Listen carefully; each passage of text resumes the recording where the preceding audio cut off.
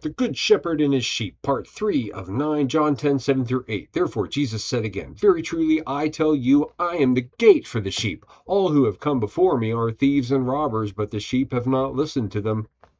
Okay, Jesus is talking directly to our good friends, the Pharisees. Yesterday we were wondering if the Pharisees might consider that they weren't necessarily the shepherds in this story. Notice that Jesus is not even saying that he is a who in this teaching. Jesus is a what. I know that sounds like a question, but it's not. It's a statement. But consider that Jesus is not just any old gate. Jesus, he is a gate specifically to a sheep pen. And there is a gatekeeper that opens and shuts him. None of this sounds much like a flex, you know? Someone a little prouder would demand to be the shepherd. Jesus does not do that, well, at least not yet.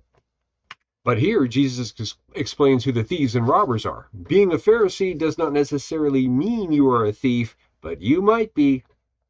Shame on you, Pharisee.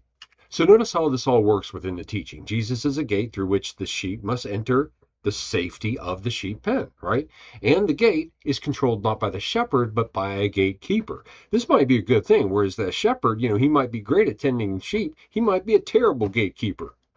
So what this all is doing is it's establishing this imagery or this notion of Jesus being a conduit to something safe and desirable. Now, the thieves and robbers, what do they steal? Presumably the sheep from the safety of the pen.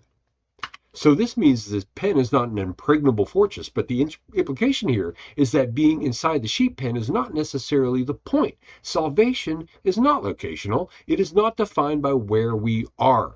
Good news when the world is a pretty big place.